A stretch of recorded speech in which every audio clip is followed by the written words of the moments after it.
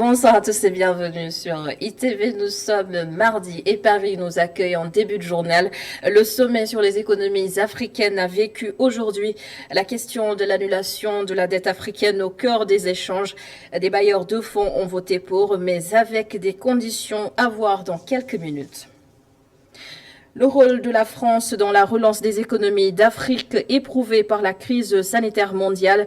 Nous avons sollicité la lumière d'un économiste sur l'apport de la France justement, qui a d'ailleurs initié ce sommet à Paris. Question évaluée par Abdou Diaw.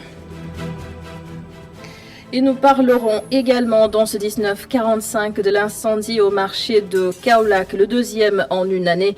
Plusieurs dégâts matériels à déplorer.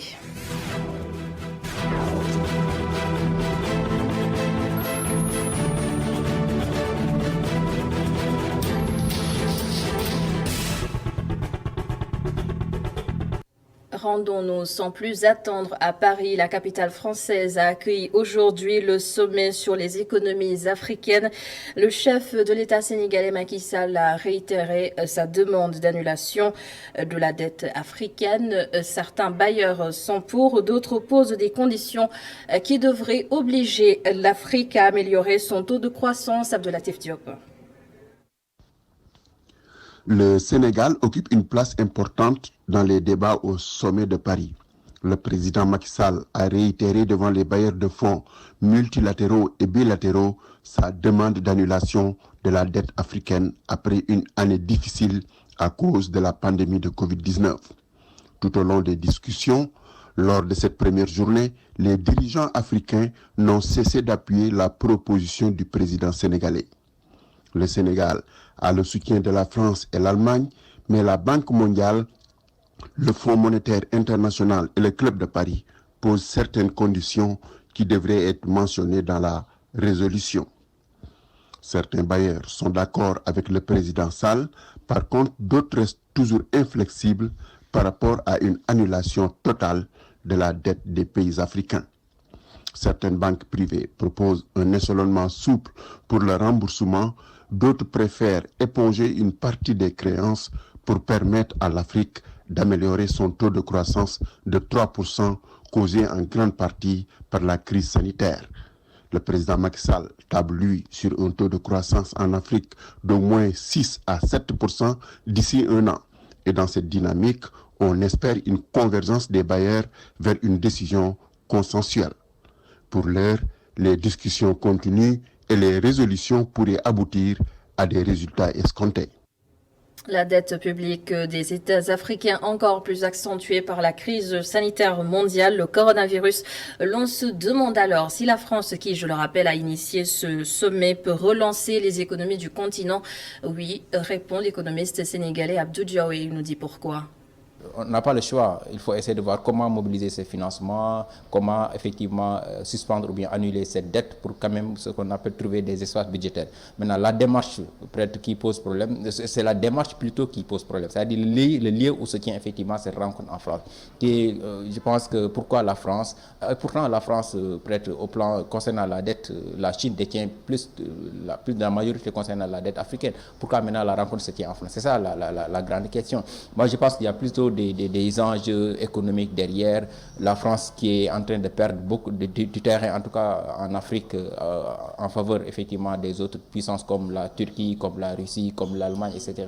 Maintenant, il faut essayer de voir comment effectivement consolider cet acquis, consolider effectivement cet acquis concernant donc les parts de marché, mais aussi comment en conquérir d'autres, n'est-ce pas? Je pense que c'est mon point de vue. Et aussi, il faut noter que la France, c'est en France où on retrouve effectivement le Club de Paris, c'est-à-dire qui réunit près de 20 pays, ce qu'on appelle les créanciers bilatéraux, donc qui ont joué un rôle extrêmement important, parce que c'est le Club de Paris et le groupe G20 qui ont effectivement proposé ce qu'on appelle l'initiative de suspension du service de la dette, qui a permis effectivement donc aux États africains de pouvoir, mais aussi d'autres pays de revenus faibles, de disposer, donc de suspendre effectivement, de bénéficier de moratoires concernant le paiement de leurs dettes et de pouvoir gagner donc des espaces budgétaires.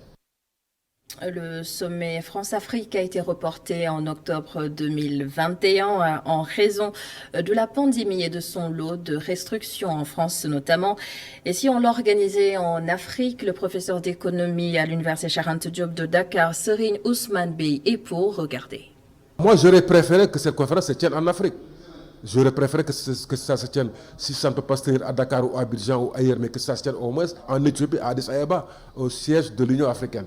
Je crois que c'était plus approprié que de tenir cela en France, comme si nous sommes toujours sous la tutelle de la France. Voilà, il faut qu'on se dise la vérité. La France, sans les pays africains, ne peut pas être ce qu'elle est aujourd'hui. Je pense que la France, son rôle peut-être, c'est d'accompagner, d'encadrer, d'accompagner les États africains, les pays africains, à peut-être discuter avec les partenaires, avec ceux à qui ils doivent de l'argent, de négocier peut-être l'annulation ou tout au moins le rééchelonnement de la dette. Mais la France elle-même ne peut pas évidemment faire ça. D'abord, nous devons beaucoup plus d'argent à la Chine qu'à la France ou bien à d'autres institutions. Évidemment, mais il y a des relations historiques entre la France et certains pays africains qui font qu'effectivement, la France peut nous accompagner. Encore que la France, vous savez, ça, tout le monde le dit, la France sans les pays africains n'est pas une puissance. Il faut que la France s'accompagne avec beaucoup de pays africains pour montrer sa puissance, son influence dans le monde, quoi. Donc je crois que c'est ça qui fait que la France s'active plus ou moins. Mais même en Europe, la France est toujours sur le plan économique derrière l'Allemagne. La France ne peut pas prendre des initiatives sans référer à l'Allemagne. Ouais, donc sur le plan mondial, en dehors de l'euro, sur le plan mondial, il y a la Chine, il y a les États-Unis, il y a d'autres pays comme les BRICS, etc. Voilà. Le pétrole et le gaz, deux enjeux de taille qui devraient à l'avenir propulser le Sénégal au rang des pays producteurs. Notre pays se prépare d'ailleurs à cette nouvelle ère. Une plateforme numérique cadastre pétrolier a été lancée aujourd'hui. Elle va servir de vitrine nationale et aussi internationale du secteur des hydrocarbures. C'est Nabou Babou avec Seydina Mbaye. L'objectif de cette plateforme numérique du cadastre pétrolier du Sénégal est la numérisation des procédures et la publicité des informations relatives au secteur pétrolier et gazier, à en croire le ministre du Pétrole et des Énergies, Aïssatou Sophie Gladima. Ce cadastre nous permettra de démocratiser davantage l'accès à l'information dans le secteur grâce à la modernisation et à la numérisation des données et des procédures. Il s'agit donc de mettre à la disposition de tout le public, mais également le monde entier, des informations de premier plan correspondantes à leurs besoins. Pour la ministre du Pétrole et du Gaz, la mise en place de ce projet entre dans le cadre de la volonté du gouvernement du Sénégal d'aller vers une numérisation progressive et une meilleure gestion des données liées aux activités d'exploration, de développement et de production. Il s'agira de dématérialiser des démarches administratives, d'accéder beaucoup plus facilement aux données et d'interagir avec les ministères en temps réel sans nécessité de déplacement. Nous en avons besoin surtout pour traverser entre nos deux pays pour les frontières. Des initiatives appréciées par la présidente de l'ITIE, Awa-Marie Kolsek. Mais déjà, le fait que vous lanciez aujourd'hui officiellement cette plateforme digitale, ce cadastre pétrolier, cela nous montre vraiment que le Sénégal est sur la bonne voie. Et ce sera un élément important à mettre dans le panier de cette validation du Sénégal. Le système cadastre pétrolier du Sénégal vise notamment à assurer la transparence dans l'attribution et la gestion des titres pétroliers, à garantir l'accès aux informations aux tierces et à assurer le suivi ainsi que la mise en œuvre des contrats pétroliers. La salle cadastre pétrolier du Sénégal qui a été mise en place. Et c'est aussi l'actualité de ce mardi, plus de 6 heures pour éteindre les flammes. Le marché central de Kaolack ravagé pour la deuxième fois cette année par un violent incendie. Les pertes ne sont pas pour le moment évaluées, les causes de l'incendie non plus. Mais nous allons tout de suite suivre les explications du capitaine Sadadia, commandant du groupement des sapeurs-pompiers de Kaolack. J'ai été alerté ce jour 18/05/2021 pour un feu au niveau du marché central de Kaolack. Donc arrivé sur les lieux à minuit 20, donc on s'est rendu compte effectivement qu'il s'agissait d'un feu qui intéressait un bâtiment remplement R+1, donc qui abritait en son sein 5 dépôts à l'étage et un grand magasin au rez-de-chaussée. Les dégâts, bon, là, en tout cas, on peut les estimer, ils sont très importants parce que si on regarde un peu l'état du bâtiment, on se rend compte qu'il serait peut-être difficile de sauver quelque chose. Mais bon, tout ça pour moi c'est à relativiser, tout simplement parce que un feu de marché quand même, si on arrive au bout de l'extinction à le maintenir dans son volume initial, là où il a pris naissance, sachant qu'il a des voisins et sans qu'aucun de ses voisins ne soit atteint, je crois que ces dégâts, même si elles sont importants, on peut les relativiser. Bon, les produits sont divers, hein, c'est vraiment de divers produits. Et c'est ça d'ailleurs qui a rendu un peu difficile l'extinction. Parce que quand on met plusieurs produits à la fois, donc vous conviendrez avec moi, les fumées sont difficilement sont âpres, la visibilité n'est pas forcément bonne, puisque également on intervient dans un environnement où l'électricité est coupée pour des mesures de sécurité. Donc tout ça, ce sont des facteurs qui font que, et même les conditions de stockage malheureusement dans les magasins, font que c'est très difficile. Nous parlons de tout à fait autre chose. La création d'emplois pour les jeunes se matérialise sur le terrain. L'ONFP, l'Office national de formation professionnelle, vient de lancer un nouveau programme un programme de formation à l'agriculture à Sangalkam.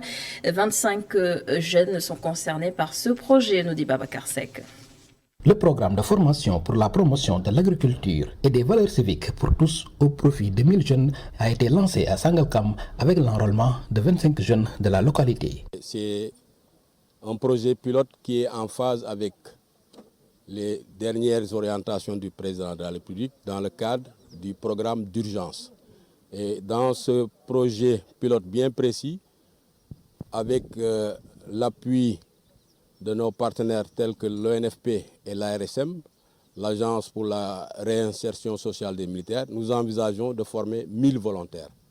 Les compétences dans le domaine de la formation qualifiante de l'Office national à la formation professionnelle seront mises à profit pour les volontaires du service civique national qui seront en incubation à la ferme de l'Agence pour la réinsertion sociale des militaires de Noflaye. Toutes nos formations sont évaluées. C'est pourquoi d'ailleurs nous sommes venus avec la directrice des évaluations et certifications. Et cette évaluation se fera vraiment dans des conditions pratiques pour nous assurer que les compétences qui ont été acquises lors de la formation sont bien installées au niveau des jeunes. À partir de ce moment-là, puisque nous travaillons avec des jeunes qui ont quand même un certain profil, parce que c'est des volontaires du service civique national, ensemble nous allons les accompagner, comme nous le faisons pour nos autres cibles, pour leur préparer donc des terrains d'application de ce qu'ils ont appris. La commune de Sangalkam compte accompagner les jeunes à l'issue de la formation. Sangalkam est une zone agricole. Donc la plupart des populations s'activent dans l'agriculture. Donc si ce projet vient dans la commune de Sangalkam, ce que nous devons faire en tant que le maire qui est ministre des collectivités territoriales, ce qu'il doit faire c'est encadrer ces jeunes-là et les mettre dans de très bonnes conditions pour que ce projet-là puisse réussir. Selon le colonel Henri Diouf, le but de cette formation n'est pas de faire des volontaires du service civique national des militaires. Cependant, les valeurs de respect et d'intérêt public leur seront inculquées pour servir la communauté. L'actualité nous emmène à présent en Casamance où le MFDC est en train de poser d'importants jalons en vue des négociations avec l'État.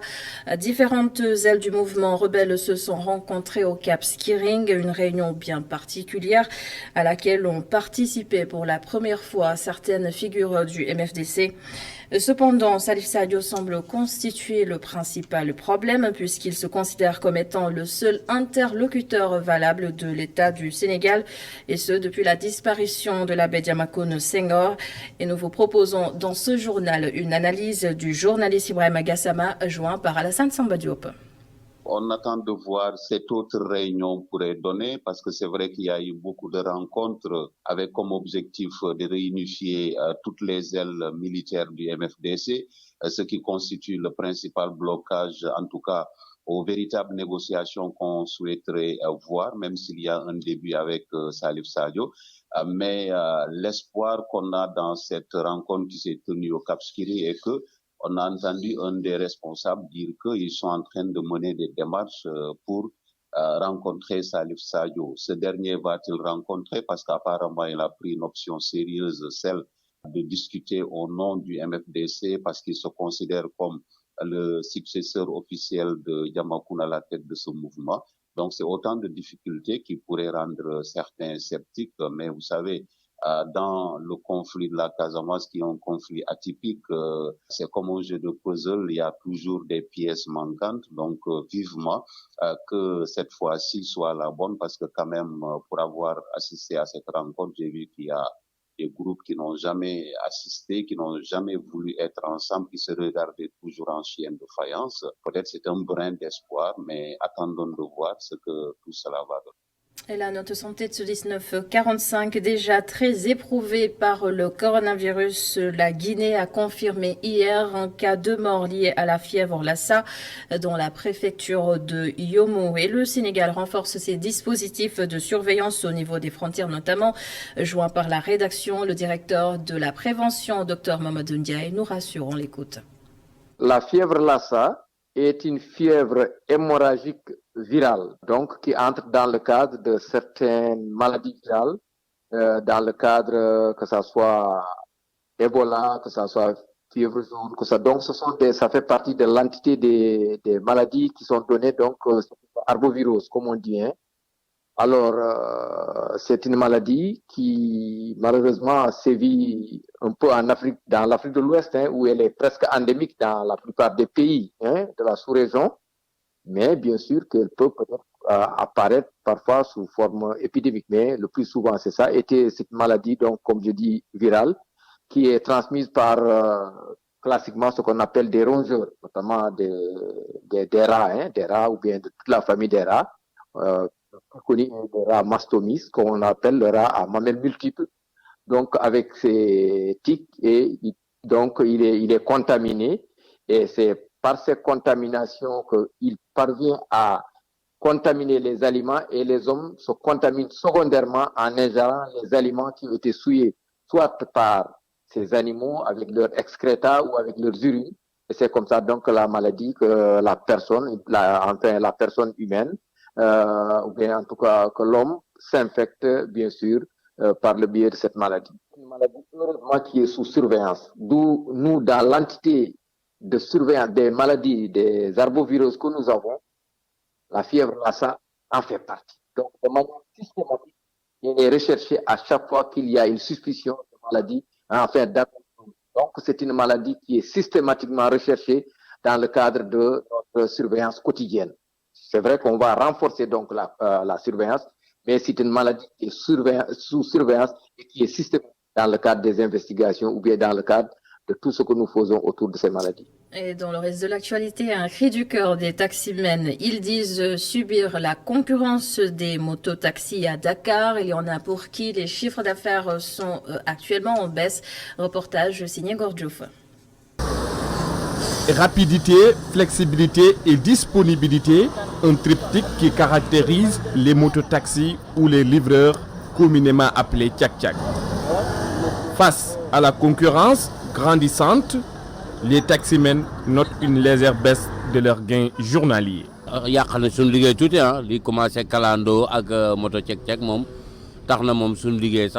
Avant de s'engager dans le secteur du transport, il faut remplir toutes les conditions requises. Aujourd'hui, les permis ne signifient rien du tout. Tout le monde est conducteur. Vraiment, les motos tchak-tchak ont impacté négativement notre travail. Les mototaxis ne respectent aucune norme et ne s'acquittent aucune taxe.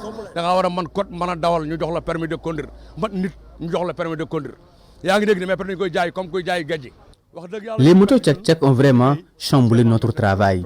Aujourd'hui, c'est impossible d'avoir une course vers les restaurants. Ils envahissent toutes les devantures de ces restaurants. On n'amène personne au resto et c'est vraiment dommage.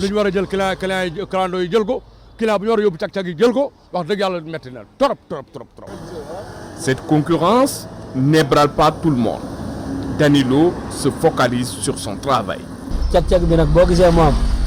Les tchak-tchak sont plus rapides et plus disponibles. C'est la raison pour laquelle les clients les préfèrent à la place des taximens. Personnellement, ils ne me dérangent pas du tout. La floraison des mototaxis a vivement impacté l'économie des taximens.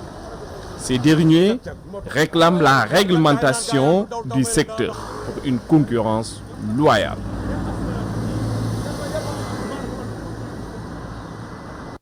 Et on se quitte sur ces images. Merci d'avoir suivi ce journal. Merci aussi à toute l'équipe de la régie. Je vous donne rendez-vous demain dans le 19h45.